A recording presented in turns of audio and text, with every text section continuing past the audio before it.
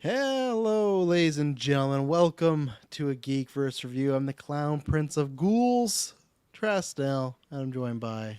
Oh, I am the large bucket of drugs, Dylan Muss. I'm the foot serum Taylor Field. That one got you, hey? Popped Got you me, there. Yeah, good laugh there Taylor just had.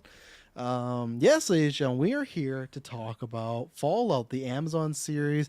I was going to do a little search because I can't remember when it was announced, but I feel like it was announced quite a few years ago because I feel like we've been talking about it's one of those like, okay, it's The Amazon. basement days. I thought it was Really? the basement day. I thought it was. That's insane.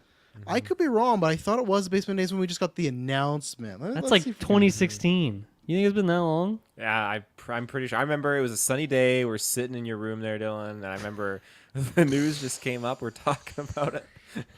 That's First of insane. all, we went to the basement days still 2017 because we were still there for Logan. I don't know how I remember that, but I do. Okay. Yeah, I moved to the Custer Dome in 2017, I believe. Yeah.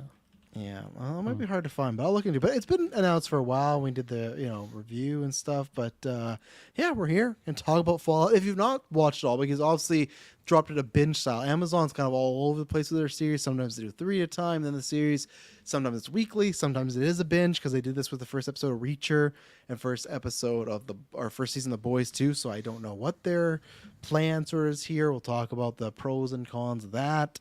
And yeah, head out if you're a video game fan. You listen to this or you listen to Halo reviews. Make sure you check out SideQuest.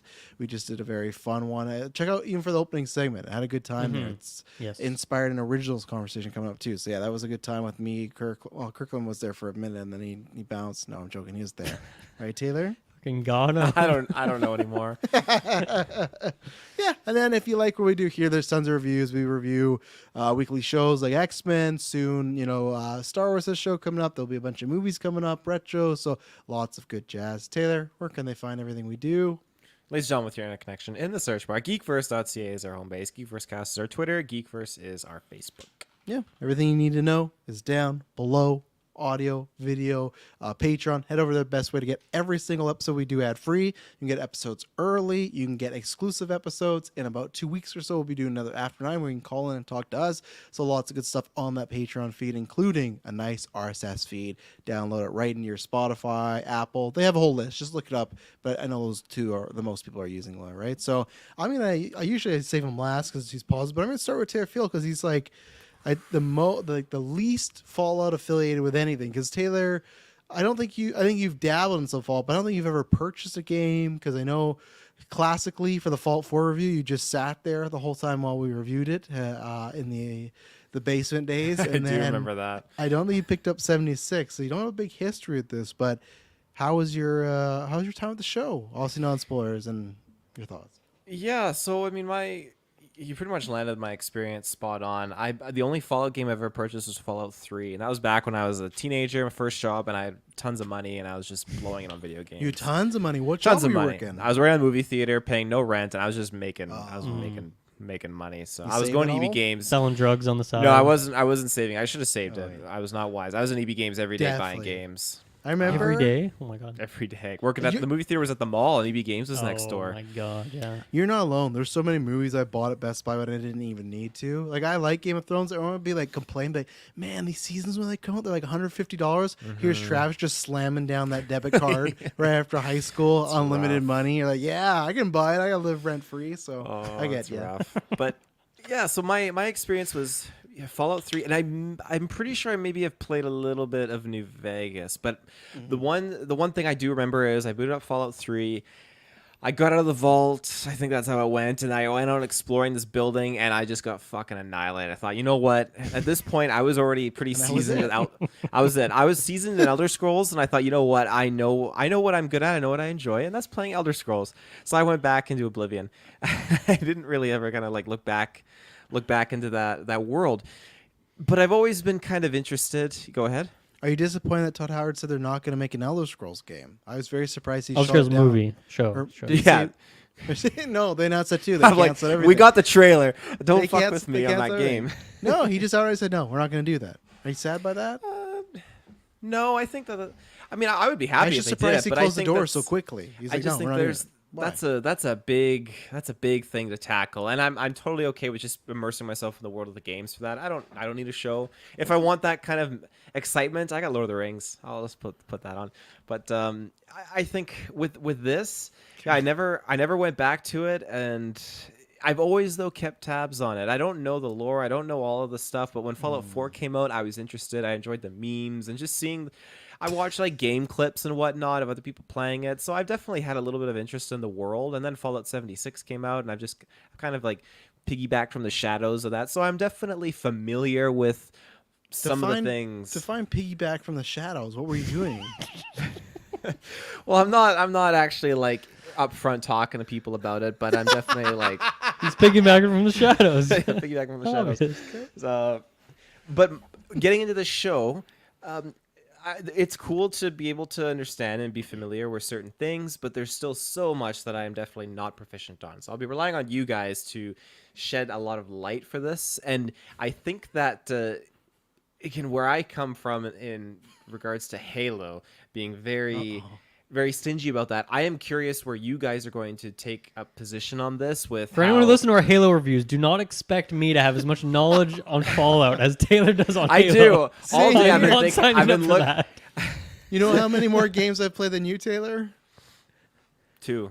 One. I played Oh, one more okay, game than okay. you. So yeah. I've been telling myself all day, like, okay, I'm gonna be looking at Dylan because I know he's got a lot more experience. Oh The god. whole review. But no, it's just there's so much going on in this world, and I've taken on to the forums just to try to see what people are talking about, and people are. Some people are pissed off about what's canon, what's not canon, but we'll get into that in spoilers. So I'm excited to talk about this. But overall, I definitely enjoyed the show for the most part. I think it was pretty fun. There's a couple characters that I just thought were idiots and I didn't care for, but then I had to remind myself maybe this is just that Fallout world. Some stuff that was really flamboyantly comedic or just kind of stupid. I wasn't sure if this is something that super diehard fans would be able to deduce and think, oh yeah, this is just part of the show. It makes sense. It fits with the narrative and the scheme of things, I guess. But there's a lot of different factions that I wasn't familiar with. And just a lot of stuff that I was just trying to learn. But I think the show does a great job at kind of bringing on a new person who's not familiar with this world on board, and you can kind of get connected with these characters. And I think that they do a lot of things right. Again, the hour-long episodes are fantastic. Disney, take notes for fuck's sakes. But I think that the show was a really intriguing story. I was really engaged with it, and I was not expecting really the finale we got, but I had fun trying to formulate like different theories and storylines, I guess. What's up? What was that sound? Did you hear the jingle? Oh Yeah. shit. Just don't ignore it. Don't ignore it. Okay. No, then what no, is it? Don't worry, just ignore it. Jeez. Okay. It's Madison. Yeah, with a caller they were playing. That's why he was late to the cast. She's Master. Is that it? You got any more thoughts? That's it. Okay, I'll go next. I'll leave Mr. Bethesda for last here. Got to bring that back. It's been a while since we got to use that. But yeah, all I did is play Fallout 4. That was definitely the hype of. It was the combo of the podcast, and they just had a killer E3 that year. I remember I loved, to me, how they launched Fallout 4 and what they did. Every studio take note. That was a flawless, like, not like it wasn't buggy or anything, but just like the E3 presentation, the hype, the not really fully announcing a date till it was like months. Like it was like they announced it, give you the date in June. It was ready in November. Whenever, what do they usually release? They have a specific date, right? D-Day or November something. 11th. Yeah. So that to me was like, that's how you do it in video games. And I wish they would do that more often, all companies. But so I got that because I'd never really seen or played much of Fallout because it's a sole player game. So I wasn't like hanging around my friends while they were playing it.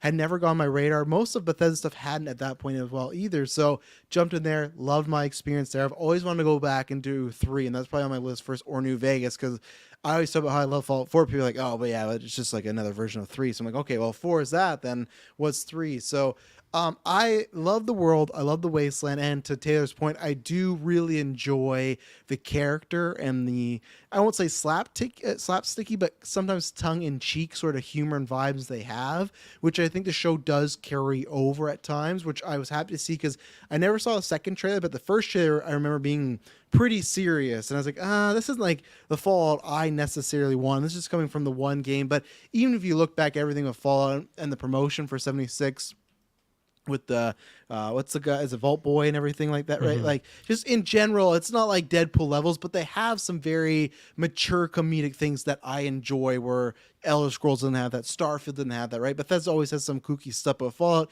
it felt like at times I was dripping. The music is a character, and I think again, I'm gonna just credit myself and other people that said it. I think that for majority, I'll say 75 to 80% of these games work so much better as a TV show. And I think this is a case where I think they pretty much knocked it out of the park. I don't think it's going to be like, I'm not going to remember, this is one of the best shows, but did I consistently have like a really good time or fun time with it? Yes. There's some stuff that I didn't love, but overall, and again, with that slapsticky, I would have maybe, tongue in cheek, I would have liked a little more of that, I think, at times. I've seen some people like Mike in Discord said like it got maybe not worse for him or less as it went on. It was the reverse for me, where the pilot for me was just kind of fine. That just felt like it was a lot of explaining the world, but I was like, this is like, I'm entertained, but I'm not like dying to see it, right? Where I feel like from 5 and on, I was like, okay, I really want to get into it. I really liked how they chronologically told the story. It felt like the right amount to give you little pieces of the back half of the world, the pre-destruction, and then go to the other route. I liked all 3 stories. Walton Goggins, man, like again, it makes me so sad. In the MCU, he was just some stupid weapons dealer in Ant-Man 2. He did nothing. Like this guy, one of the most underappreciated actors in Hollywood. He's so good, and under that makeup, gives a great performance. God, what's her name? Ella Purnell, I think it is. Never seen her. I guess I'd seen her she was in Army of Darkness or Army of the Dead, Zack Snyder's movie. She was like Batista's daughter or something. So other than that, and I hear great things about Arcane, but I've never watched it. She's a really good lead, and I'm really excited whether there's a season 2 of the show or just other things she's in.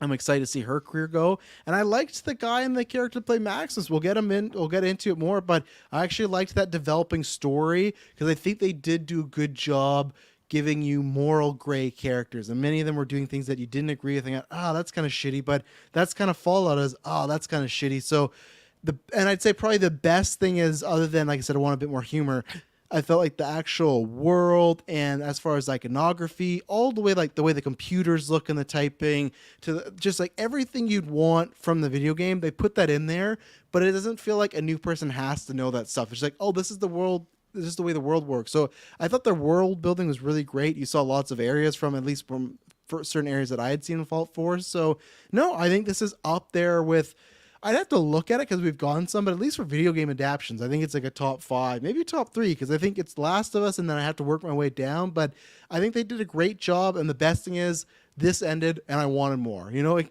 did kind of end in a way where you could go away, but I thought they did a great job.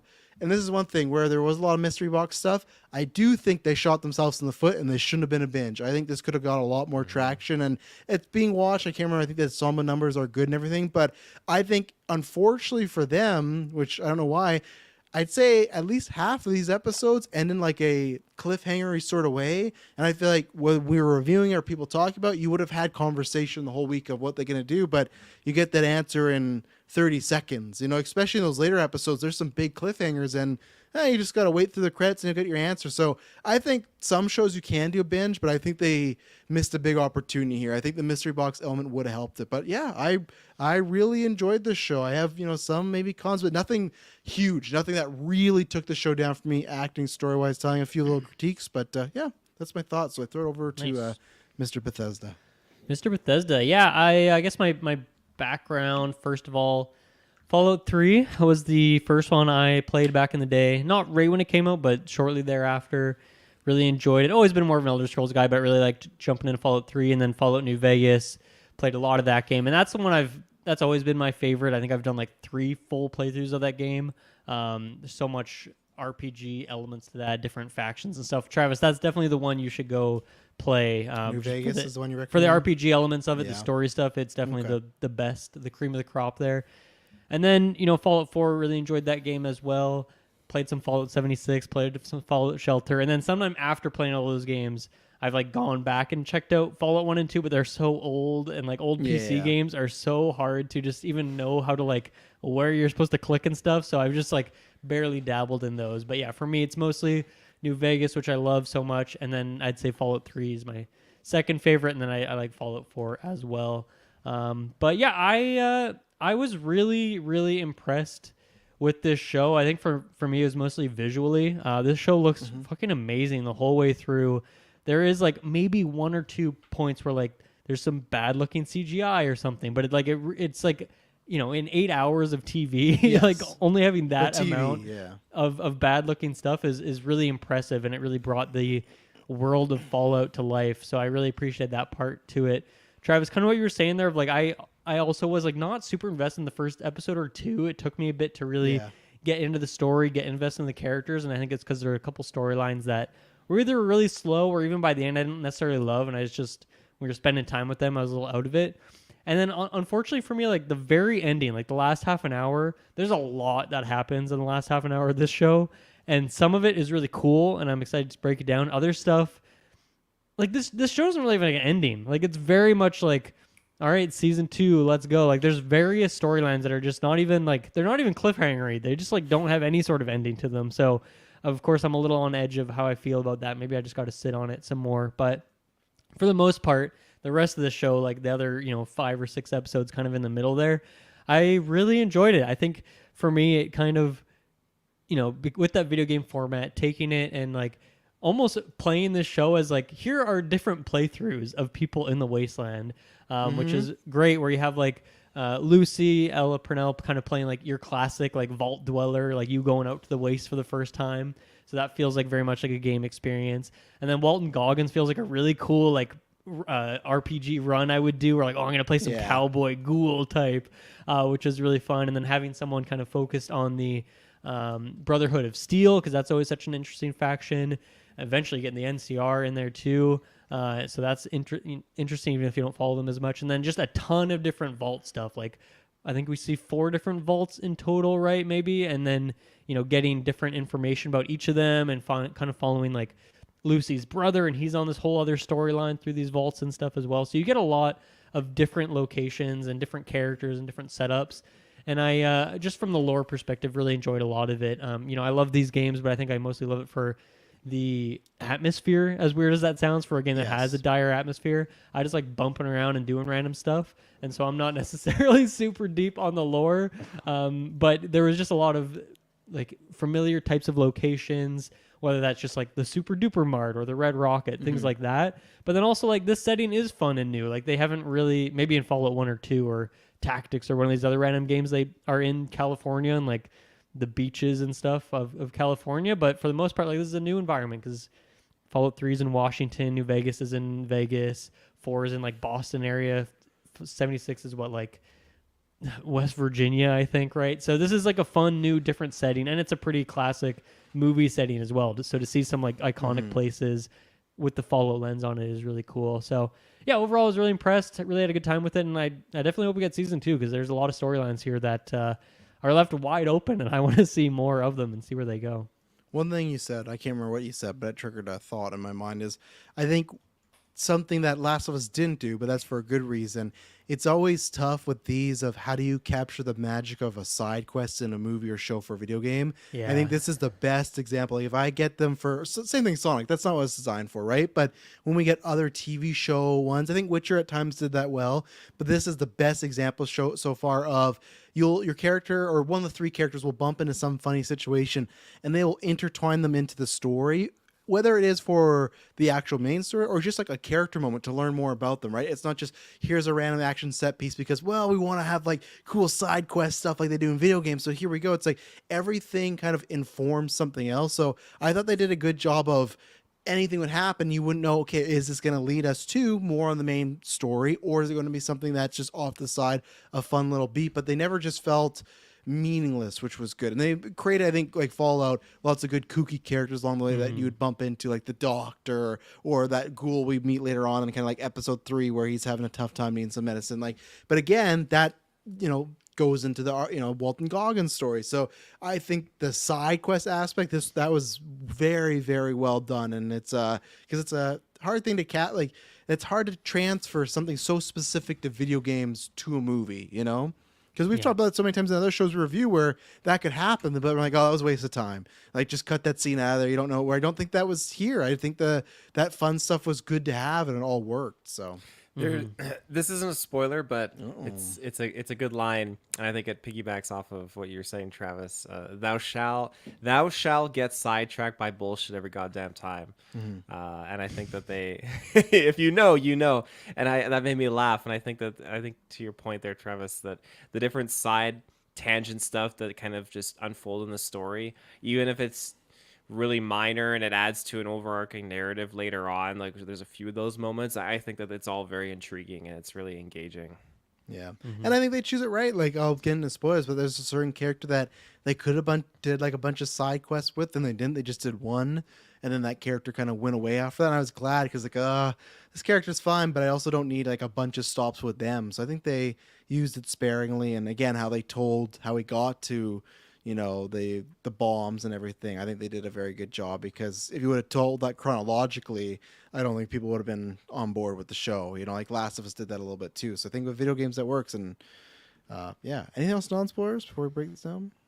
Yeah, I'll shout out the music. Of course, they grabbed a lot of like the most iconic songs from the games, from the radio, and like a lot more than I was expecting. And then also when they'd grab just like certain score elements from the games, I thought those were all used really effectively, whether it's like the NCR sort of theme or just like the main sort of theme song thing. I just thought all of that was used really well. And I guess, going into this, I just had such low expectations because I just like didn't want to be disappointed, I guess. But I also, I think I kind of forget how big of a Fallout fan I am at times. And I'm like, man, so many of these these video game TV or movies don't really work out. Like, what are the odds the one that I'm really invested in is actually going to pan out? And the fact that it did, like, I guess I just, I just didn't give myself the chance to get excited for it.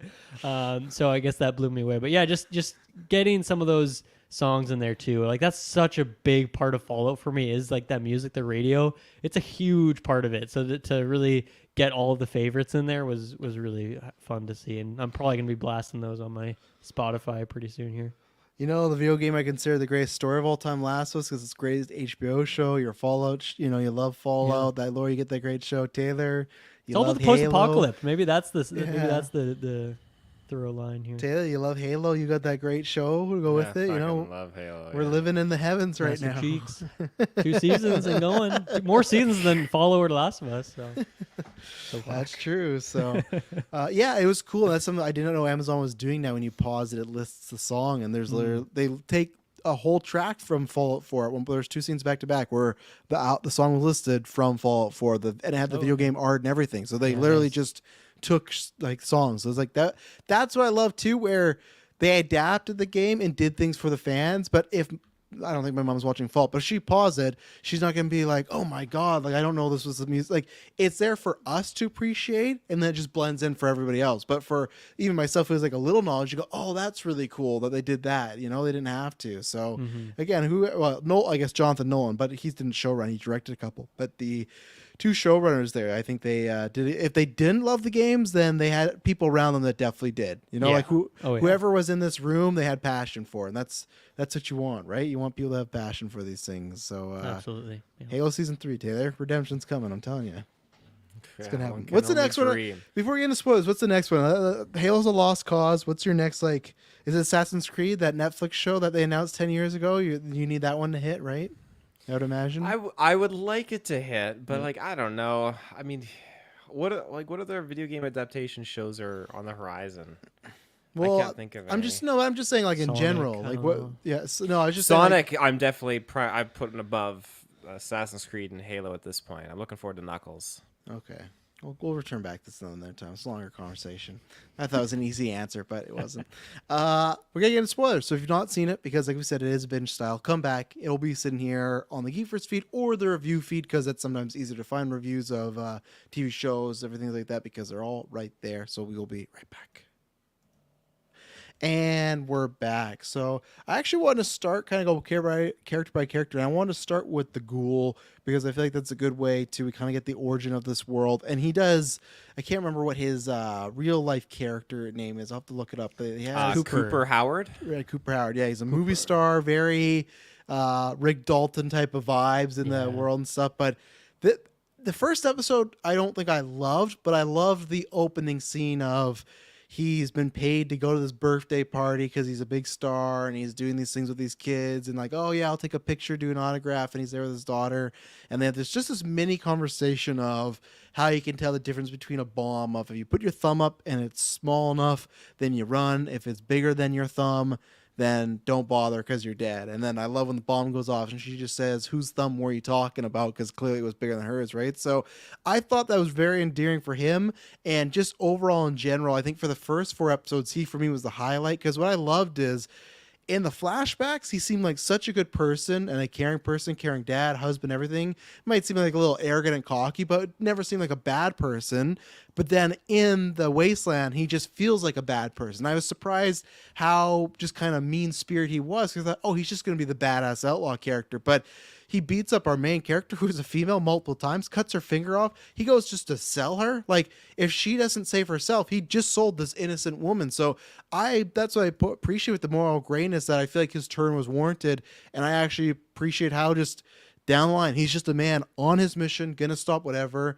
And I liked all the way they told the flashbacks with his wife. I thought that was a really fun twist of his wife being the one to just kind of give the idea of like, what if we just bomb everything? So I thought they gave that character like quite the journey we went on with him in these 8 episodes. And I loved it. I thought Super Mike says, I never expected Walton Goggins would be the inspiration for Vault Boy. Mm-hmm. I didn't think that either, but now that made sense when we got those trailers. We were like, oh, how is he like here and there? And the showbiz part was confusing.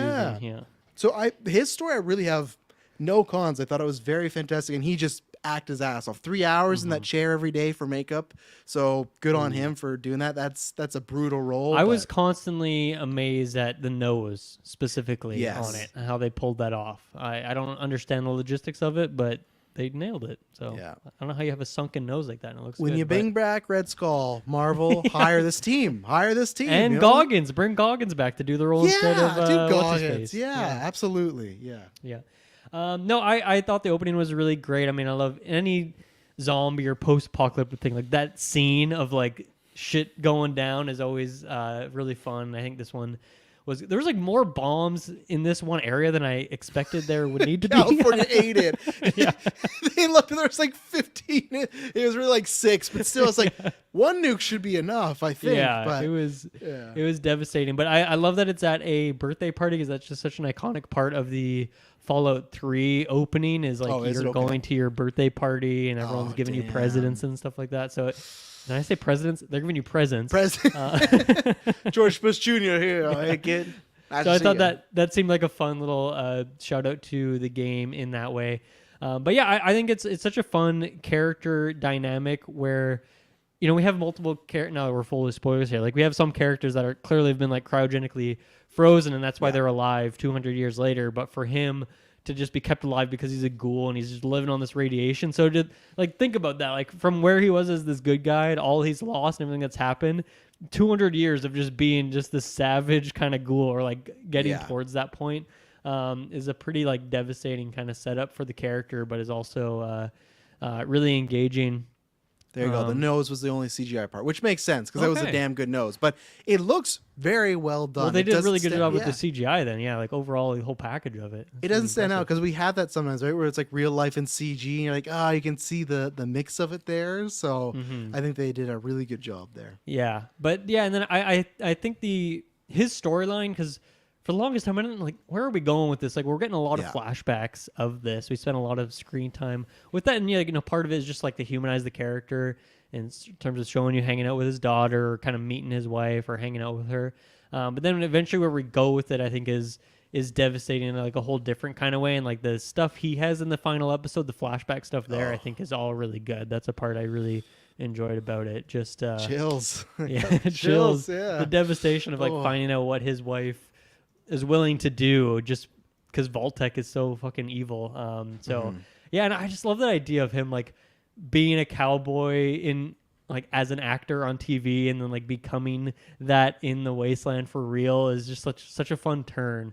So yeah, I think that was a really good choice to have just to kind of break up what we're seeing here and the variety you get in each episode of having these flashbacks back to the before times, because you don't really get that in the games ever. So that was kind of a fun different dynamic. And I mean, yeah, some of that lore with Vault-Tec, like I could see that being a thing that people in the games get salty about, of like the differences. I don't actually know if that's yeah, is that because I don't know if that's a thing in the games that Vault-Tec were like the ones that instigated the dropping of the bombs, because that's a huge lore detail. That I was going to say though, before Taylor goes, I just want to ask Dylan, were you in the mind of like this has to sync with the game, or are you fine with it can be its own thing, just adapting the game? Because I feel like there's some people.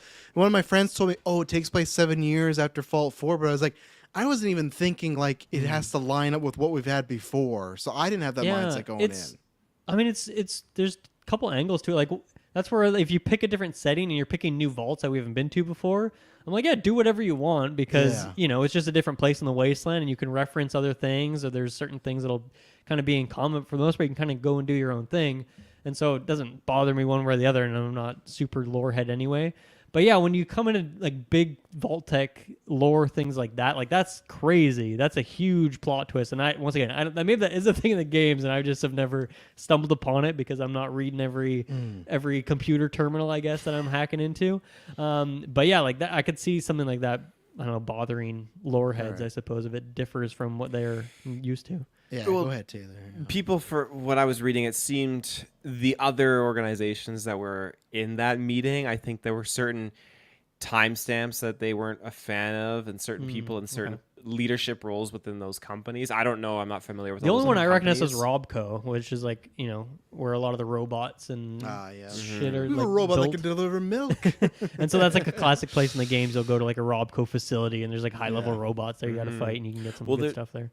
There's some people there, I guess, that remain, I think, prominent characters when it comes to, like, I guess, Fallout New Vegas. And then when you have the events of Fallout New Vegas, they're getting pissed off, I guess, because New Vegas happens at this point in time. But then you have these characters here at this time, and I'm not privy to it though. That's why I say you watch a show and just say it's an adaptation of the game. I feel like if you start to try and do the whole thing, because at least like you won't like this, but at least with Halo, it's not like they're being like, well, this is a sequel to the game. It's still like, well, we're taking some ideas and adapting and changing it. You might like it, yes or no. Same thing as Last of Us, right? I think if you have to try to make, this is, if they make a Fallout 5 and they take this show into consideration, I think you get really dicey there. And that's why I think it's like, for your enjoyment, I would say if you're this far in a review, definitely just watch it as it's an adaptation, not a continuation. I feel like that's an easier way to go, So I want to say before I forgot something, Dylan, you're bringing up the Ghoul's Journey. That's what I love, because you get some answers, but still you don't really know, like, okay, why is he alive? Does he just want to live the cowboy life? Is it just survival because you don't want to die? But say at this point, he's been alive for, I can't remember what he says, it's like 120 years or over 200. That, like 200 years. 200 years. Well, that's what, and that's the thing where that's the tragic reveal where he's like, I've been waiting 200 years just to ask this question, like, where the fuck is my family? And that's where it makes all the stuff in the past where, okay, he is doing these bad things, but at the same time, if you told me, like, hey, to find your family, you got to do X, Y, and Z, you're probably going to do it, right? There's a difference between him and Ella, but still, you can now, when I watch the show back, go, okay, he's doing a lot of things because if he dies, whatever happened to his family, he's never going to know or find them. And that's intriguing because with the daughter, we see the nuke thing happen and then it cuts to black, right? We don't see him get blown away. And with the wife, we don't also know. So is that implying now that they are in that rich world, both of them? Like, that's where I will agree with you, Dylan, where I think there's some things that end on I'm fine with it here, of the story going. But that is one where it's, okay, I just assumed his family was dead. She, who knows what happened to the wife, but the daughter, especially, she was out there in the blast zone and look at him, right? So I did like that line of, to me, that made his story more tragic of this guy's been alive for 200 years, probably doing the worst stuff ever, just to find out what happened to his family. And that's why I hope we do get a season 2, because I think we would get them. I'm very intrigued. And now is this daughter like growing up? Is she a woman now? Because like obviously it's so I really like that dovetail in his story, and it made everything mean a lot more with him. So yeah, his introduction God damn, that's Oh, the whole intro graveyard to and this everything? show. Well, the graveyard was Oh, fantastic. the first introduction. Yeah, okay. His first introduction was Yeah. great. Everything with him was fantastic. He's definitely my favorite character in this show. But yeah, the graveyard was super cool. Yeah, I that love was that. awesome. That was great. Picks up the chicken and then but puts it down. But yeah, the him just he knows the truth at this point. In retrospect, that makes the start of this episode, that first episode, the start of the show, so much more potent because he knows what's going on and he just doesn't want that to happen. But here he is, and that it happens. And even then, now that he knows the truth of what they're trying to do, it's still like that look on his face when you go back and watch it. It's just like I can't believe I'm seeing this. This shouldn't. I just can't believe it. There's some parts in entertainment where scenes can be dragged on for too long and it feels like, okay, like check on your watch, this is going on for ages. But this, they actually made it slow-mo when the bombs are going off and he's on his horse and people are falling, and it did not feel long enough. I just wanted more. Like it was so crazy. It's just, yeah, the neighbor like punching the guy who was just befriending there minutes ago, get out of my little bunker area. Just, it was crazy. But the ghoul is just a character that I've really grown to like, and they did a good job with having characters that you dislike because they're doing certain shitty things, and some of them more than others, like Thaddeus, you really do hate. But the ghoul, even though he's doing shitty things, I never really. He felt more like that anti-hero guy, but I never necessarily really hated him, because when you see him going through these certain moments that he displays that humanity, there's other times where you really do feel sorry for him, and the flashbacks help that, of course, because you get to see that happier side that he has, and I feel like that side is still in there, and we're getting to that. We get to that at the end. The other fucking fantastic shot I love is when it's in the finale episode, and McLean is talking to his daughter, and then all of a sudden it's just the one Brotherhood guy, the knight, walks out, his head's gone, but he collapses, and it's just smoke and shadow in the hallway, and you see his silhouette of his hat, and he's walking in, and he's like McLean, or like, oh my god, that was so cool, so cool. I was I don't know when we'll bring up again, but I was very excited for Kyle MacLachlan to be in the show, and he was not in the show that much. He plays the dad, Ella's dad, or okay. yeah, because I love Kyle MacLachlan. He's one of my favorite, like those type of actors. Like, oh yeah, he's really cool. Almost like feels like he's actually the '90s version of Walton Goggins, where he was always in a lot and didn't get enough credit. But yeah, he's in here for 2 episodes, so I was and very minor too. Like the beginning is there to see. God, what is Ella's real character name? I'm forgetting. Lucy sees her gets married, and then he gets locked up in a cage. So not too much happens for him, but Yeah, it's kind of strange. Do you guys feel satisfied with the ending of Cooper's story, though, considering that like he's looking for his family, he doesn't get an answer, and then it kind of just ends right there? Not satisfied. I get it depends. Like It just feels like a weird to not give him like really a final moment in this. Like it feels like the start of like Two Towers, where at the end of this, like him and Lucy are like, okay, we're buddied up now. Let's go on the next part of this journey. yeah, I think that's the tough thing. If there's a season 2, I'm completely fine with it, because I think to me his full circle moment was being a little less hardened, and now he's going to work with somebody. At first he was telling the dog, like, I don't want anything to do with you, you're not my dog, but now it ends with him walking with the dog. So to me, I am, because like I said, he sold Lucy to those people to just be killed, whatever happened with, right? Where now I feel like he's starting to get a kinship. So if there was a season 1 undone, no, but I think there was enough. Even if it was a season 1 done, I think there is something tragic about that character of this ghoul for centuries staying alive to try and find out what happened to his family, never gets that answer. It feels like an old Western tale. So I'm actually fine with his story where it is right now. So How do you, this is something I realized in retrospect, how do you guys feel about the first time that he meets Maximus, and it's just this whole crazy fight scene, whatnot, between In Philly, that sequence? In Philly, yeah. And then at the very end here, he's talking and bragging like, I used to be one of you guys, and I know there's one flaw in the armor, one shot and the guy's dead. yeah, Why that's didn't he do fine. that? Why didn't he do that to Maximus at the start? He kept popping shots in his like chest and like aiming randomly. Maybe he was out of ammo. Hmm. No, No, he wasn't out of ammo. for that It's one. just, maybe I'm overthinking it, but I just thought No, like, you're I have not to watch wrong. the scene again. I don't know. Yeah. Unless it was just in the heat of the battle, he forgot that. I did like that scene because that felt like a VATS moment. I'm not sure if you agreed, Dylan, that first shootout there at the market or whatever, just the way they slowed it down. They had him turn and look at things. I felt like that was like, okay, them trying to tribute that the best way they could. But no, you're right, Taylor, that, I'm just going to say that he forgot about it until, and then he remembered it. But yeah, you're right. It's definitely like, if he knows the weakness, you pop off on that power armor right away. Yeah, it didn't seem like in Philly he would hold back for any reason whatsoever. No. Yeah. He was out to kill in that moment. So Yeah. good call out. Good call out. Plot hole.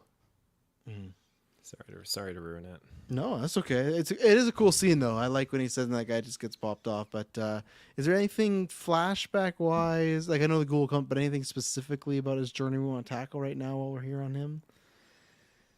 Not so much. I did really like. I brought up the non-spoilers, but I liked that little story with the ghoul that was kind of losing his way. That was starting to really, his skin's falling off, and he's having a tough go and everything, and.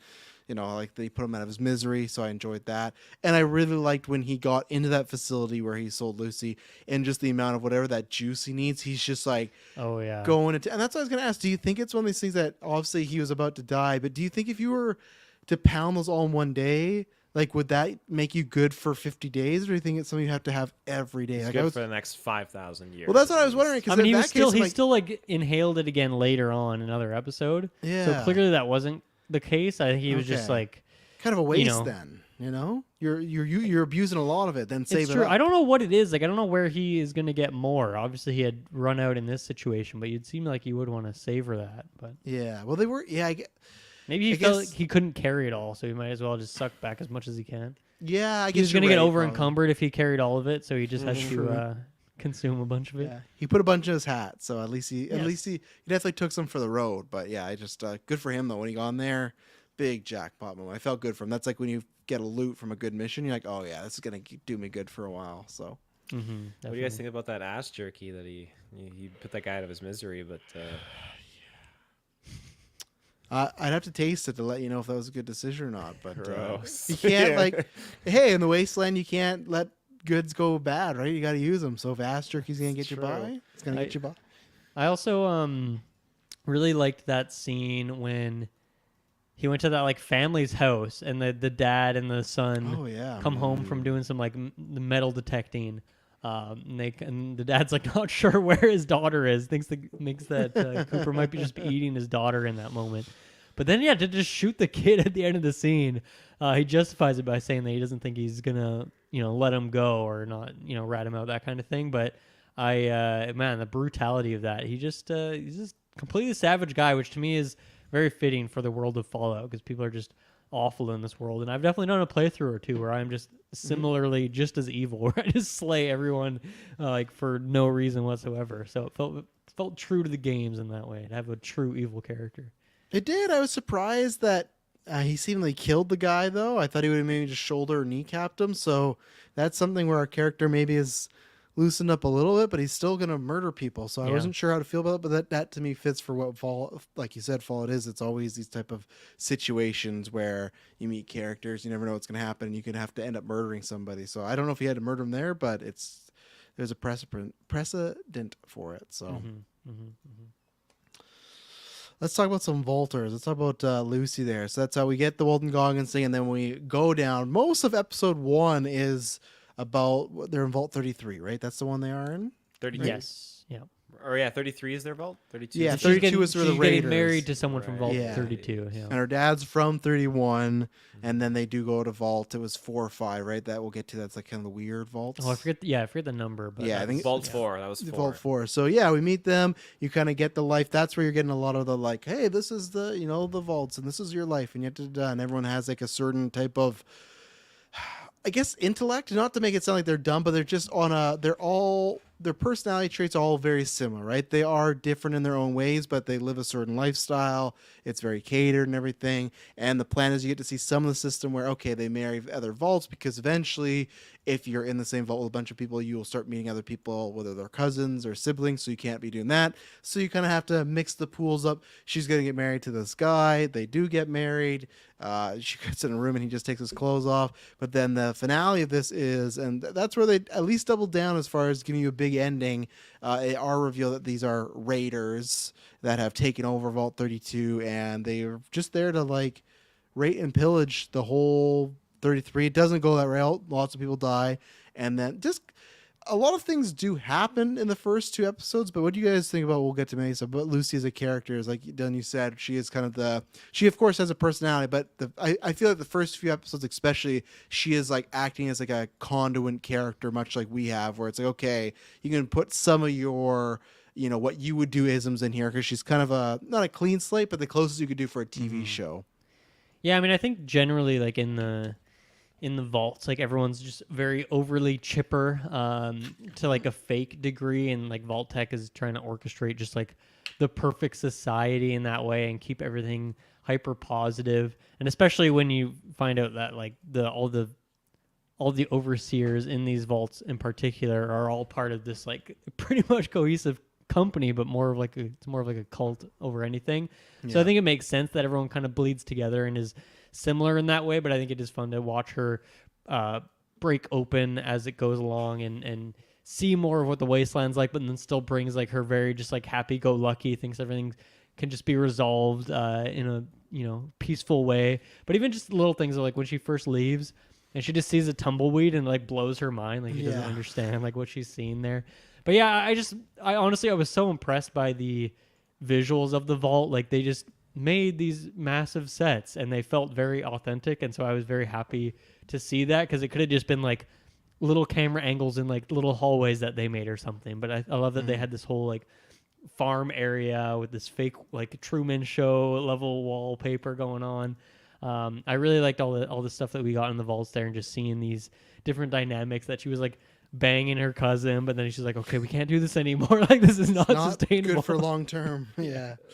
No, I really enjoyed all the vault stuff. I mean, she wasn't there for too long, but I mean, when she was, I like that kind of setup of she feels like she's done all these extracurriculars. She's like checked all these boxes that she needs to. Feels like a video game protagonist character in that way. Yes. It's kind of just like a master of all these different things.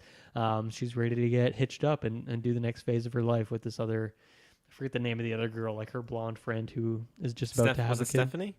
Yeah, I think you're right. I think Stephanie, something like that. So, yeah, I think for all the vault stuff that she's involved in, I think it was really enjoyable. Yeah, I think it's just so cool to see them add so much detail to all the practical effects and just the sceneries and whatnot. It was really, really neat. And I think, the attention to detail really, really pays off. Her character, I'm just kind of like roaming through here and just kind of like narrating us through the beginning parts of just life down there is interesting. I found it pretty engaging. And I thought that, she's basically top tier of her class. She's got, her hand on everything. And I think she did a great job of portraying that innocent character. When they dealt with the Raiders, I just thought it was kind of funny that the Raiders didn't enact on their plan immediately. I want to enjoy the they role thought play. we gotta let our boy have his fun with our main girl here, and as soon as he's done, that's when the attack started. But it was. I didn't know that there were 3 vaults and how it was kind of like intertwined together, and then when they're kind of like explaining, okay, well, we have this breeding pool that we do where people from other vaults come in, and I thought okay, that's kind of interesting. And it's just one of those things where you go back after watching the show, and I feel like your second rewatch, you're going to pick up on so much more, not just some things in the background, but just the way that they're talking and the way that they're kind of alluding to certain things. I think you're going to really pick up on a lot more stuff. Yeah, I really like the idea of these 3 different vaults being connected together, because I don't recall that ever happening in the game. Many of the games I've played where you've had two or more vaults connected in that way. But I think it makes perfect sense for this particular sect of them, where they're obviously all these overseers are kind of running everything and planning everything out like chess pieces almost. So it kind of makes sense that it gives them more freedom in that way. And I do want to rewatch that sequence, because I'm wondering now like how much of that Raider sequence was like set up by Vault Tech in particular, like wanting it to happen or wanting the blight and other deaths to happen in Vault 32 like purposefully, so they could do this whole plan of splitting things up. I don't know. It seems like it was more like they were dealing with the cards, playing with the cards they were dealt, and kind of came up with this idea afterwards to split the people up into these different vaults, which is also like kind of a not necessarily a cliffhanger-y thing, but that just feels like there's so much room to play with these different groups of characters being split up, and then we kind of just don't really get to do that in this season. But it's like I did not expect to spend as much time as we did inside that vault in particular. I thought after Lucy was gone, like we wouldn't see it until she comes back later on. So I think it was surprisingly still fun, even though there wasn't a ton of screen time given to it. And I was happy about that because I thought it was like the right amount of screen time where unless our main characters are there, because I liked her brother enough, but I don't think there was enough for me to fall in love with him. But that's where at the same time, He was mostly just like discovering things. I feel like he didn't actually really get to do much on his own. his was the exposition storyline, which was fine because I think you need that, especially when you're doing the whole. That's the storyline, right? Is Vault-Tec is shady. These people are shady. My dad's shady. If that storyline's not in here, you don't see any of that. So even if it was an excuse to see the Vault people and be very odd, like the one lady, right? She's pregnant. Her husband dies, but the guy is wearing her husband's clothes. So she starts calling him Chet and all. Like, it's like, again, the weird stuff that I was enjoying there, but I think it was the right amount of there. And then we got to see another Vault, which was even more weird, but then I just love the kind of resolution. I could see some people not enjoying that, where there's the episode, I can't remember what episode, it's like 6 or 7, where Lucy and Maximus, they get taken into this other vault and they will test, like the whole episode is to make you think something really bad's gonna happen, and all it is they just tell Lucy she has to go out. I did enjoy the joke where Maximus sees her and thinks all hell's gonna break loose, and I thought he was gonna kill all these people in the vault. When he got that power suit, I was like, oh no, the power was like, it's over. But I appreciate it he got away, because that is a funny joke. But if you are gonna make him the main love interest, as like the second, third lead character, it would be maybe tough to come back from that. But even that vault, I like that they had a weird way of, like, they were semi non-violent, in a way, like the way they released her, and they made some overtures but nothing too serious, and they were fine with, hey, you gotta go, you broke the rules. So I like seeing the different vaults, and I wonder, I guess we still have her brother down there. He's locked in 31 right now, so I don't know what's gonna happen there, but I'm curious to see. We must go back to the vault somehow, and I don't know if where her and the ghoul are going. Is it that way, or is it we gotta go back to the vault? So I'm curious to see if there is a second season, how they would work that in. So Yeah, because I can't imagine she'll want to go live there anymore after all these reveals that have happened. But she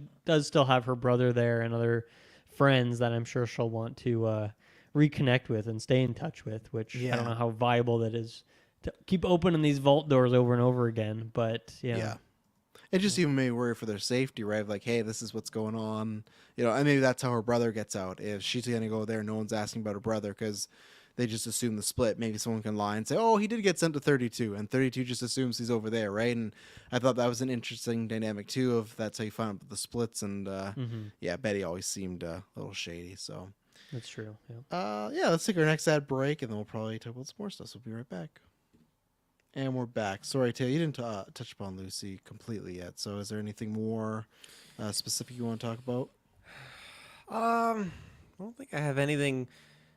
Well, I mean, when she gets out of the vault, I like how her okie dokie kind of persona is just kind of like helping her push through all the hell that she's going through. But yeah, her character really, really grows. And I feel like at the end scene, when she's pointing that gun at her dad, it's totally believable. And I felt like, okay, she's totally going to blow his brains out because she's gone through so much shit. And yeah, when she's looking at that radioactive water and her Pip Boy is just like making all the staticky noises. And it's like, oh, is she going to drink? And she does. It's, she's a really, really incredible protagonist. And I was really, really enjoying her tribulations and everything she was going through. And I will say, I think that for having no boot on her foot looked pretty good going through the wasteland after all that trekking along. I saw one scene where her foot came up, and I was like, man, that sole on her foot is looking like mint condition. I don't know about that. Good shoes down Took you there. out of it, the immersion. Yeah, too. One scene I really liked was the Super Duper Mart sequence, which is just a very, I feel like you always come across a Super Duper Mart like early on in a Fallout game, which is always just like a fun battle set piece. But I really like that whole sequence. Just one showing up there and like all these ghouls locked up in these fridges and kind of the I don't know, just mystery of what's going on there.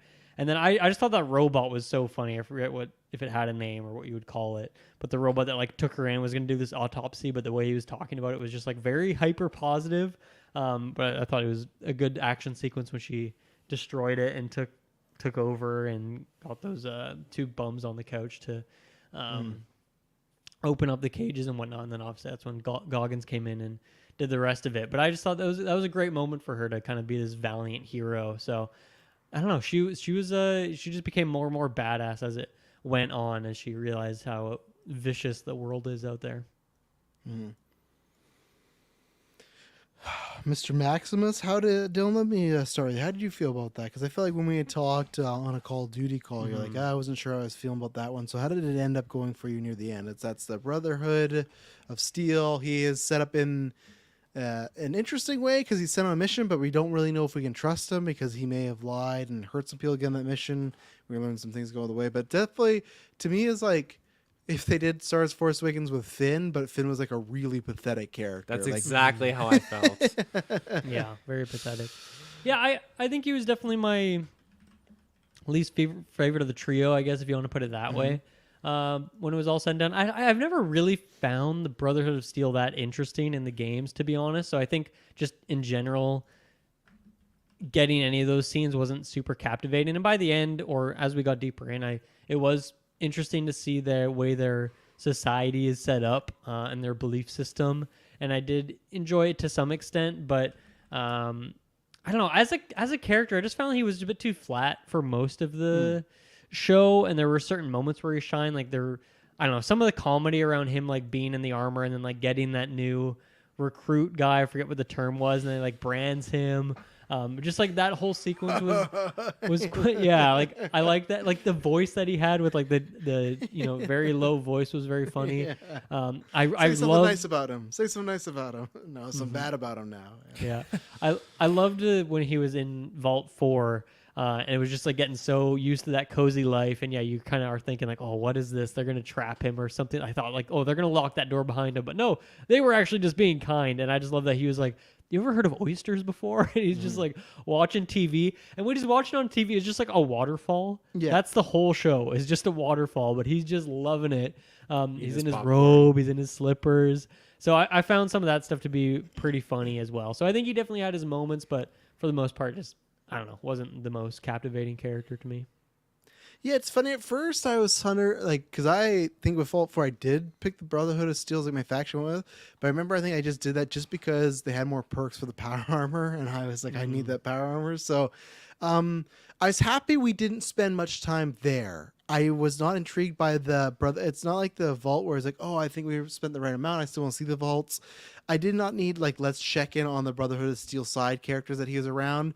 I was happy that they were just kind of this outside force that they seemed more impending that way of, you got to do this or they're going to come get you. If they find out about this, you're screwed. Like it was always kind of a reminder of if they ever are around and it's not going their way, things could get really bad, which they did end up getting really bad. But no, like I said, it reminded me of Finn, but I ended up liking that he was this kind of unlucky, but at times lucky, not lovable loser. Like I like that at the end he kind of became like a lovable loser and things just kind of keep happening. Like now he's going to be like a captain or general of the Brotherhood of Steel for something he didn't do, and he wants to get out of there.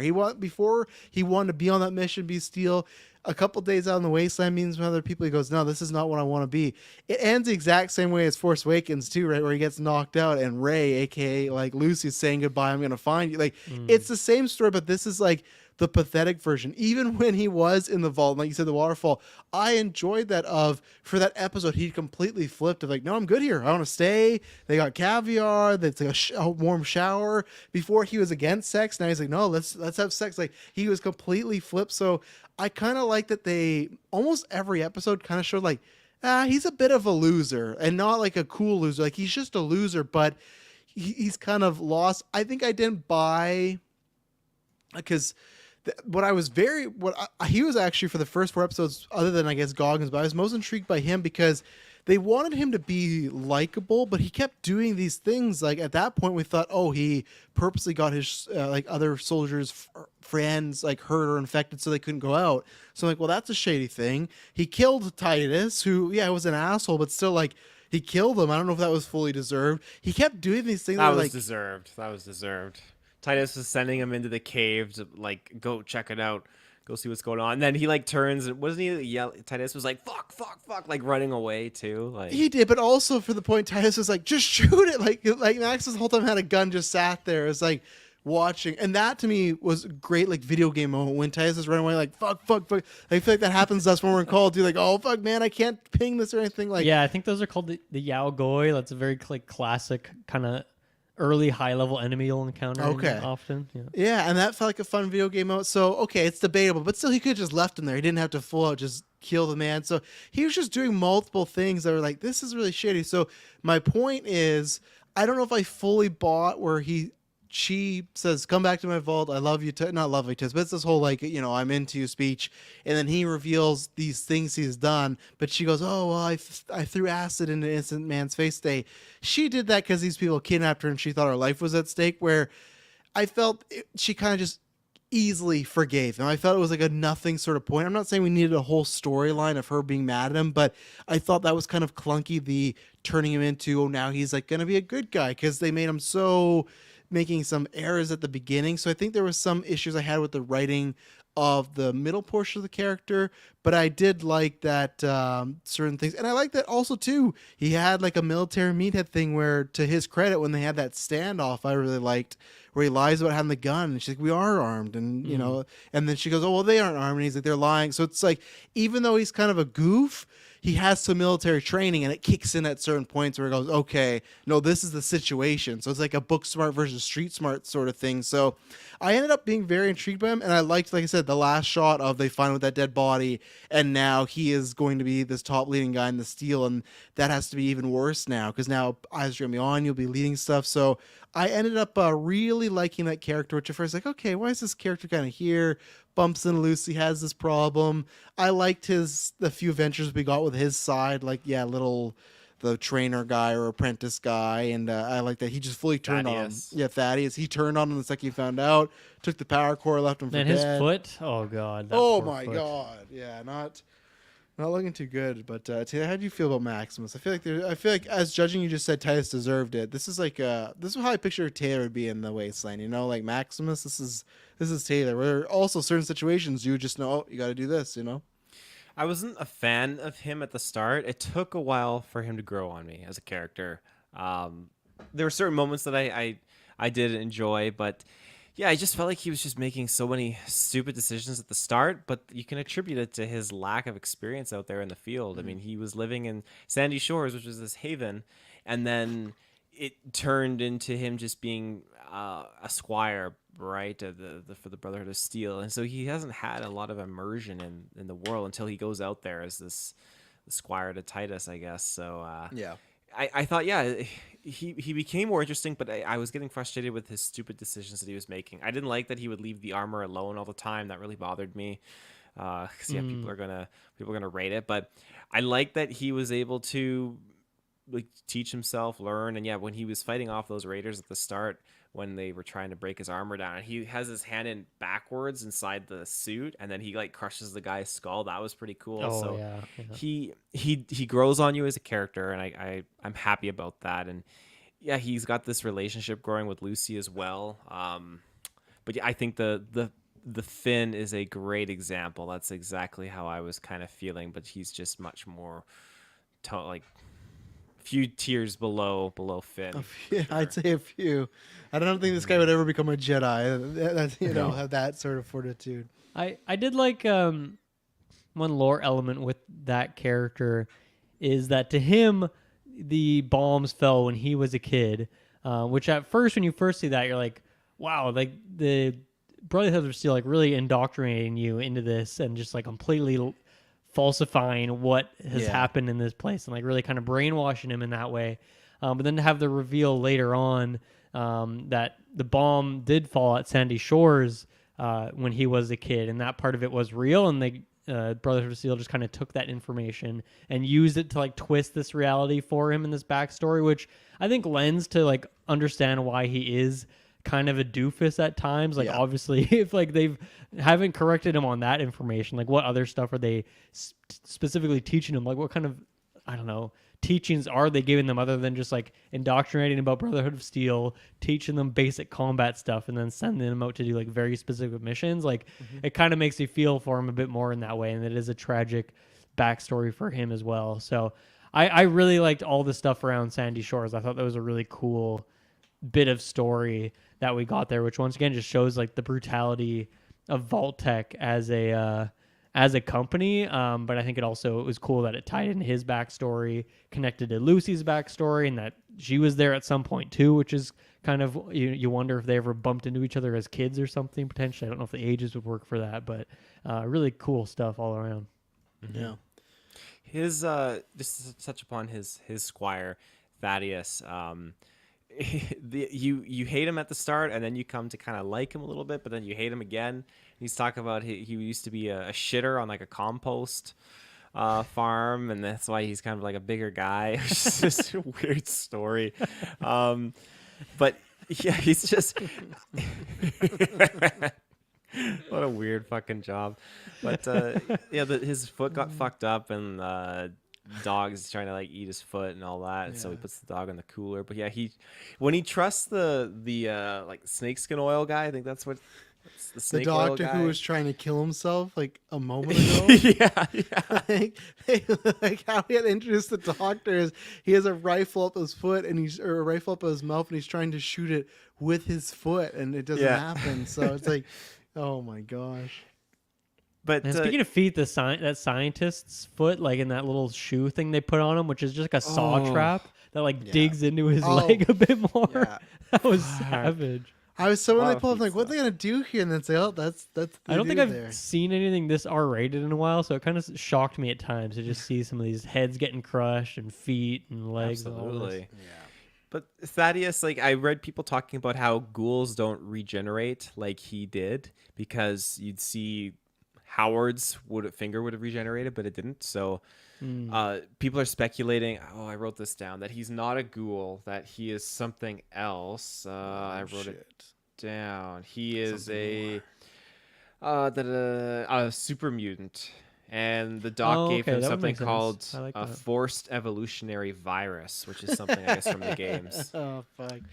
That's cool. No, I like that bit of lore, because I mean the way I've always taken it is that ghouls are more from like exposure to radiation like over long periods of time, and it kind of turns you into that. And I don't think that's ever happened in the game where someone just like, it's not like a vampire curse or something. You don't just get like, a shot of it and now you're a ghoul.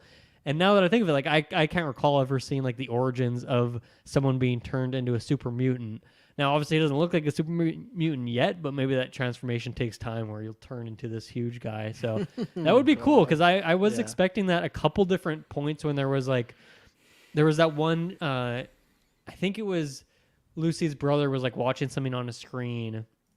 Or no, actually, I think it was Lucy when she was in that like cryo room and she was watching some footage of something, and there was like some doctors freaking out about something busting through a wall, and I thought that was going to be a super mutant or something. It ended up being some other irradiated creature. But yeah, I don't think we saw a super mutant at all, and they're pretty classic. So that'd be a fun thing to see in season 2. Speaking of that, in that scene, I mean, I love Fred Armisen all the time, and in this he's very much like Fred Armisen being Fred Armisen, but I thought it was hilarious. And he's like listening to this music, which just sounds like garbage, and he's like, well, people don't like the sound of this, hey? And he's like, oh, you got to listen for like the mid-range.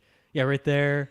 Yeah, right there. Like, oh, yeah, how do people not love that? Like that whole sequence is cracking me up. I loved it. Like, has Fred Armisen never been a fault thing? Because he is like tailor-made, no pun intended, for this type of universe. Like I look at Fred Armisen and the roles he's done, he just screams Fallout character, like this. And he's very like, he's a musician too, so I thought it was funny that Yes. he had some music-related dialogue. It was perfect. And that's one of those where it's like sometimes you get slow because there's not really too many big names in here, right? So it's like, and the biggest one is, I guess, Kyle MacLachlan, but then Walton Goggins covered makeup. So it's just like, that's a cameo that fits in this world. It's like you could even just believe he's still just Fred Armisen that happened, like to be in the apocalypse. Like, Yeah. I was happy with that cameo. It was good. Mm-hmm.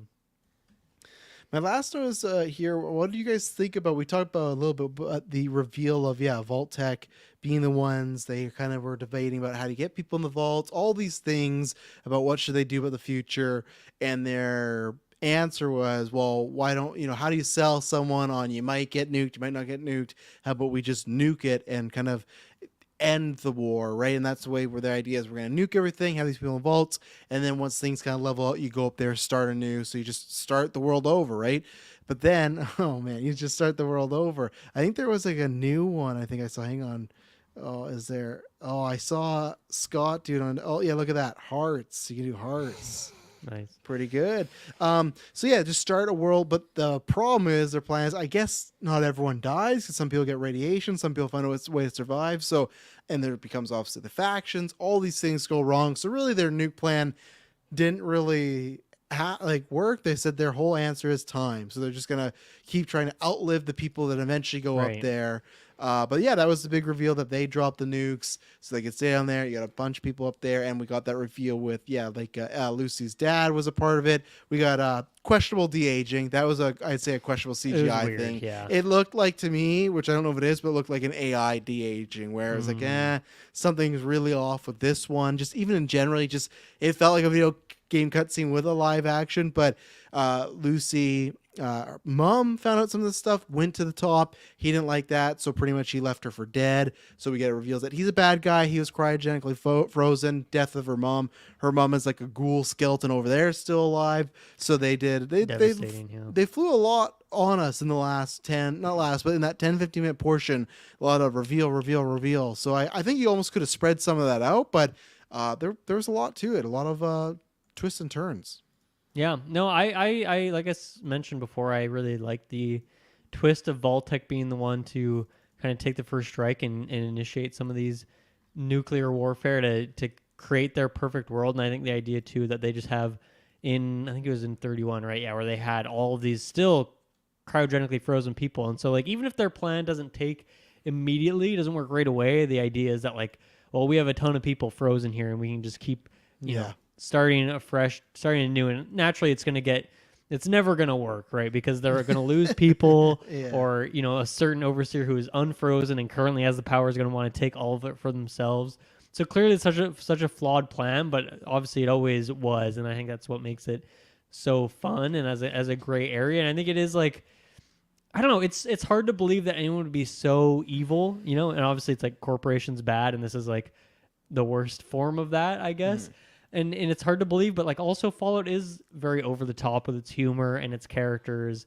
And so for me, it works here. And I think it's like a fun, different type of story. Fallout has never been trying to be the most realistic thing ever. There are realistic situations or immersive situations, but I think it's a very different vibe. So for me, like that part of it really worked. I think the turn with the dad, like in episode 1 and he gets taken away, I was like, oh, he's definitely a good guy and we're going to go save him, which is, that's like the plot of Fallout 3 is you're trying to find your dad who's got taken away. So that's another fun sort of thing there. But then like, by episode 3 or 4 or 5, even though he's not in the show at all, I'm like, oh, he's clearly bad. Like when we get to him, he's clearly going to be a bad guy. And I think that turn on paper works, but I just feel like I wish I did get more screen time of him. Like, and I know for the reveal, it wouldn't have worked if in those Walton Goggins flashback sequences, if they had showed him there, because that would have given it away. Yes, right. But I feel like maybe that could have added to it, and I don't know how you do it. Maybe you could do it now. In season 2, we could get those flashbacks now. We could see more of it. But it did seem like a bit too much of like, I'm not really invested in this guy, in this character, and I care about Lucy, and I'm rooting for her, but I don't particularly care if she finds her dad and they mend this relationship. So I think it turns a bit much, and then it just...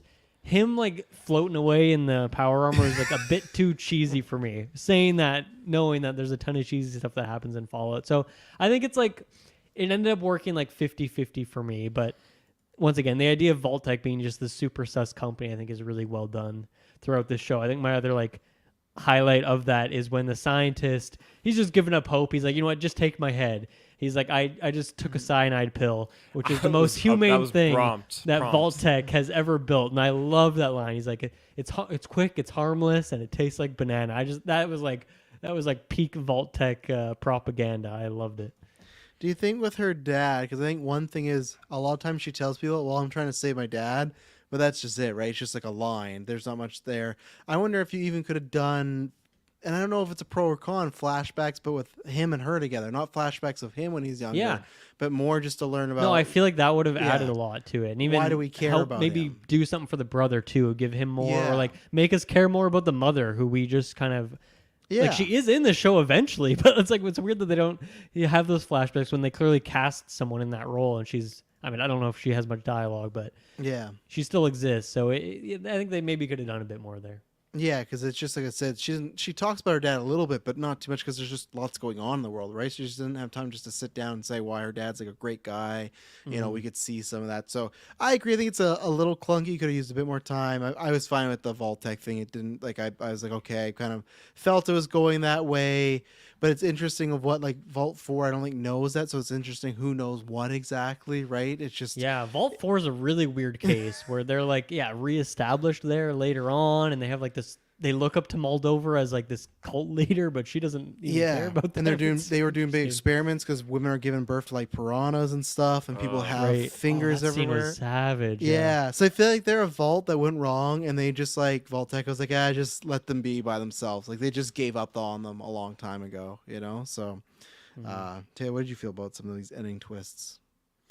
Well, I mean, I think that the company Vault-Tec was, there was some crazy shit going on, especially with trying to learn and understand when you have that meeting sequence and they're talking about, oh, we could do a vault like this, or we could vault where people are like this. And I was just thinking, man, like this is basically the problem you have now with different factions. Like if these vaults take off and they have their own beliefs, then they're going to butt heads eventually down the road. So they're just creating more of the Such same. a flawed plan from the It is such a beginning. flawed plan. Yeah. I love Alden Goggins. He's like, no, get them. Like he's talking like, get them off the path, get them off the path, and then she does, but then she comes back to like, well, let's just bomb themselves. But I like that even had him being in there, like, no, like this is not gonna work, you know. The end twist though of Vault-Tec being responsible for bombing them, then restarting things in their terms. This is exactly what they did with Resident Evil, the final chapter, that sixth movie with Mila Jovovich.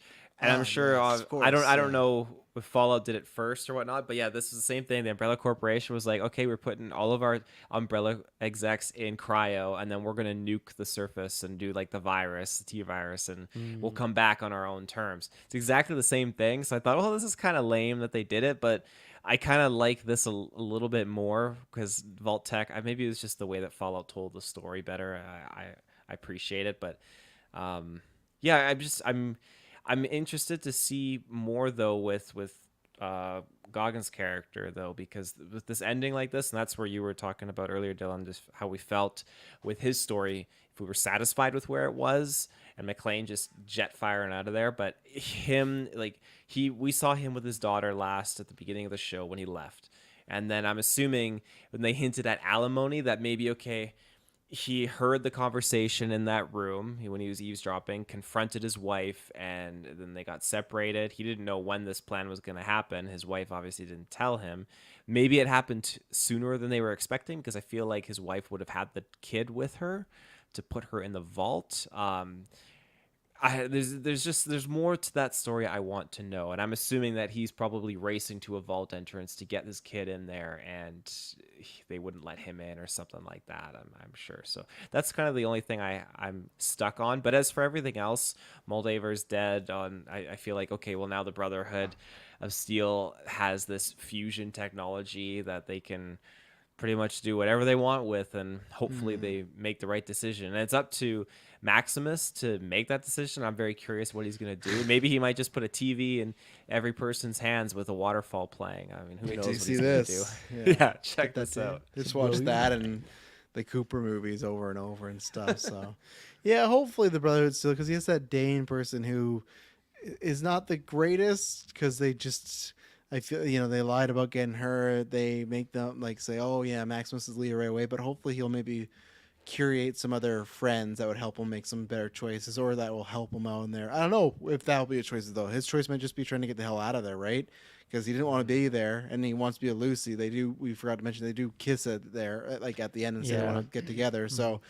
I feel like I don't know what his goals are probably just going to be oriented to get back to where Lucy is. So the Brotherhood is still maybe like, oh, this is a great idea, but really he doesn't give a single F about what the Brotherhood of Steel's really up to. So, yeah.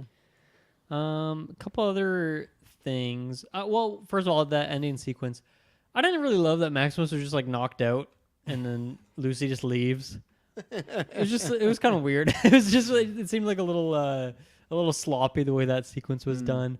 The power being restored to like that whole area is like a really interesting idea. Like it's something I haven't really seen before from the game. So I wonder what that's going to mean for a future season, Yeah. and if we're going to like rehabilitate this place in a more meaningful way. I mean, it takes a lot more than power for a society to run, and more better is water, but maybe with water they can, or with the power they can have these water filtration system back and other things like this. But either way, that's a cool setup. That's the kind of thing that I'm happy with where we leave it for the end of season 1, and it's fun to pick up with season 2 rather than feeling shorthanded like I did with some of these other storylines. I think that's cool that that's kind of like, this the MacGuffin, I guess, of the season was like the head, and for the most part we didn't really know what it was going to lead to, but that's what it was in the end. So I think that was pretty cool the way that worked out.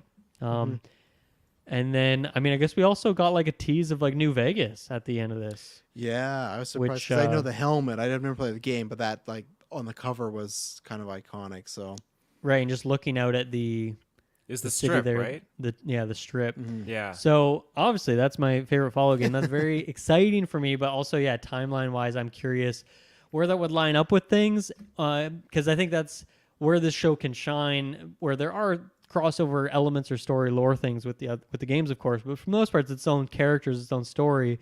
But if they're doing a New Vegas thing and they're even introducing characters that were big in that game, like Mr. House and these other factions and like the different buildings that are going on there, like that would be interesting if they do their take on that, and that's more of a one-to-one thing to the games. But even then, in New Vegas, you can do all different ways that the story will go depending on your choices too. So obviously the show would have to pick one that they think is the most interesting. So it's always the tough thing, yeah. So yeah, but then obviously they're picking up with the characters that we already know. So either way, it's exciting in theory just to go there and go see what that's like. Whether it's before the events of New Vegas, after, during, midway through, I don't know.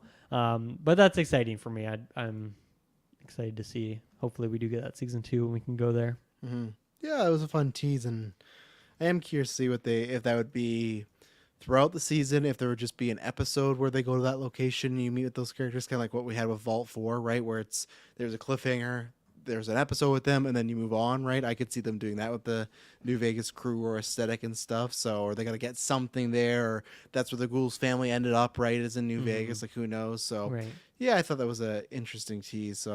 Again, yeah, hopefully we hear something about a season 2 sooner rather than later. So, I had 2 other quick things to mention. One is I just love to see the I should know his name. Lucy's brother. Do we remember his name?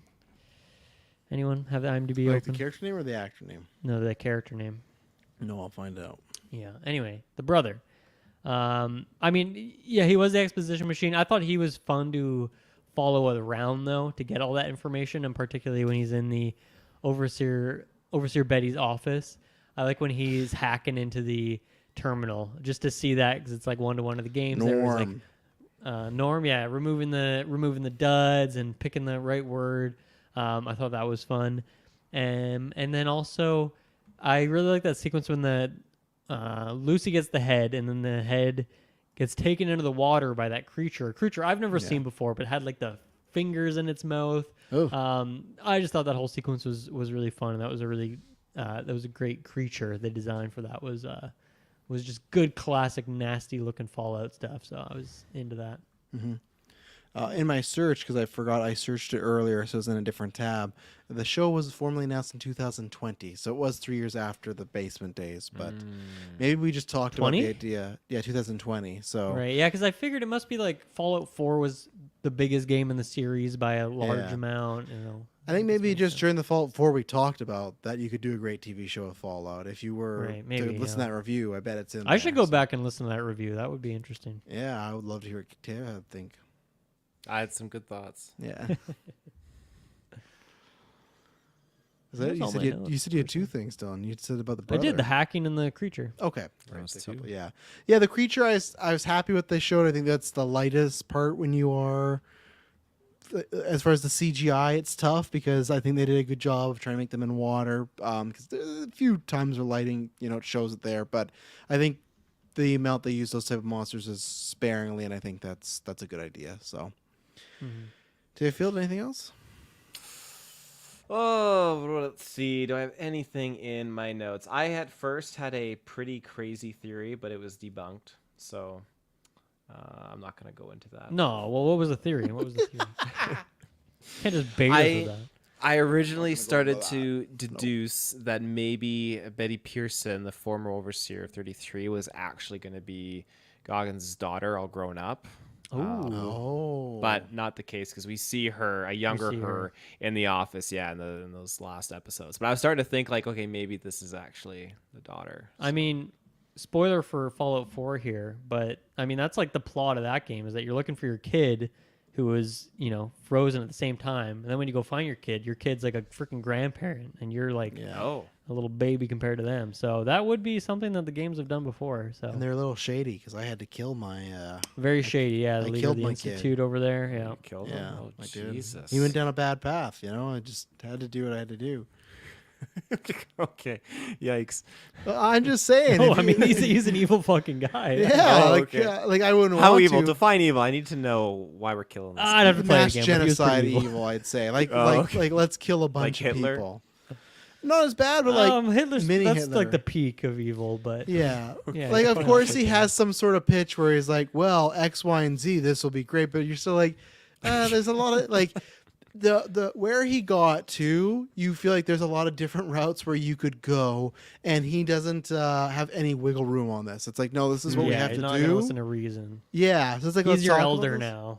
Yeah, let's talk about this. And I did have to check. Yeah, Betty was the same actress who plays Blind Al in Deadpool movies. So it's Okay. fun. Yeah, Nice. I recognized her, and I just want to check now to talk about her. But yeah, so play Fallout 4 too, and you can decide if you want to kill your kid or not. I'll have to. Forget my that I kid, I just guess. spoiled that plot point for you. Yeah. Yeah, he won't get to it. He got Go play lost. Go play New Vegas instead. I know you said you started it, but Yeah. that's lame. Go finish it. You got it. Done. Is that all your notes you had? That's it. That's it. Okay. Give us your final thoughts on rating, Taylor. Overall, I am really, really surprised by this show. And I shouldn't be because I feel like Amazon Prime's just been knocking out of the park with their shows. They do a really, really good job. And this has motivated me to want to go and play the Fallout games. It really, really I was has. really worried. What does it motivate you to do? Yeah. So, yeah, I know where you're going with that. I think that the show is it's something that would have benefited from being weekly. I really think that they should have stuck to that kind of a platform. It would have been great.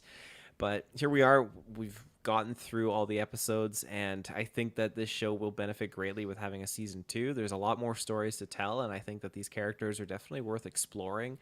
So I think that this kind of a show is what Borderlands could have benefited off of being more like. I feel like these two worlds share a similarity to some degree, but this is something I would prioritize immensely over what they're doing with the Borderlands movie. And Is again, I haven't Borderlands like dramatic enough? Because I feel like Fallout 4 is zany, but they have many very dramatic beats. From at least from what like with Fallout 4, like what I played is there's like, oh, I could see how this could be a movie, TV show. Borderlands, do they have that? I just feel like what I've I seen remember is very... not many, but there are crazy. a couple dramatic emotional moments. But it's very, very zany, very, very zany. I'm sure they're gonna hit those all in the movies with Kevin Hart. Oh, they're not doing any drama, all Zane in that movie for No, sure. Kevin Hart, Jack Black. That cast is not bringing in the dramatic pieces. No, it's not. But yeah, I'm gonna go ahead and give this show a sweet sloppy 8 out of 10. I think it definitely Sweet and deserves it. sloppy. Sweet and Nice. sloppy. I definitely had a really good time with this, and like I said, it had so many things I was not expecting. Motivates me to want to play the games, and I feel like that's what you want adaptation to do. It wants you to Yes. wants to motivate you to go and check out more of this universe. So kudos to them.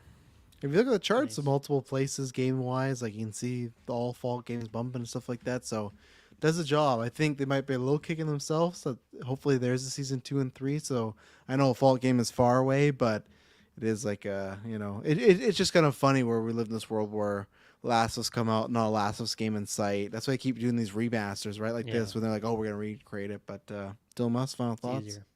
Yeah, this is a show I definitely need to rewatch, and I think I will do that sooner rather than later because I just feel like there's certain things I missed, or I don't know, certain things I could dig more into on that second rewatch. Even like I'm sure there's various things I forgot to mention on this review just because cramming like 8 hours in over the course of a few Yes. days. Like my notes were already such a mess, and I'm sure I just missed a few things that we could have really dug deep onto. So maybe I'll revisit those things if I ever do that rewatch. But yeah, I'm really glad this show exists. It was a lot better than I was expecting. And that makes me happy. It makes me want to go play Fallout, which is, I guess, I don't know if that's the job of the show, but it's doing a job, which is good stuff for me. So yeah, overall, I had a good time with this. And I really hope we get that season 2. Yeah, I think for me, I'm with Dylan where I need a rewatch. I think I'm at I'll go a little higher than Taylor, like an 8.5. I think a rewatch could get me to a 9. I don't think it's anywhere lower than that. I don't think a rewatch it's going to go down. There's some stuff I'd want to take in, and maybe even like Taylor said earlier, when you watch it now, knowing a couple of twists, okay, how do these things play this way? So I think it could go up, but I think the beginning was a bit slower. There's a few little issues I have here. Maybe I would have liked a bit more zaniness, because I feel like that kind of comes and goes in waves at times, which I know you don't want to be that the way the whole time, but I feel like sometimes we take almost like an episode break for it, and then they'd make up for it by, oh, we're going to throw this weird sex scene, or oh, we're going to throw this weird doctor. But kind of have that almost throughout, like almost that consistent tone. Like I feel like when you're watching a Tarantino movie, there's a section where it's really dramatic, but even in that section, like something kind of weirdly funny is happening. Like Tarantino doesn't really take a break. It's like, okay, this is my style. This is where it is. Where this show, I think, had that at times. But yeah, I'll go 8.5. Really good. I'd have to look, but I think I could comfortably say it's top 3 because it's Last of Us.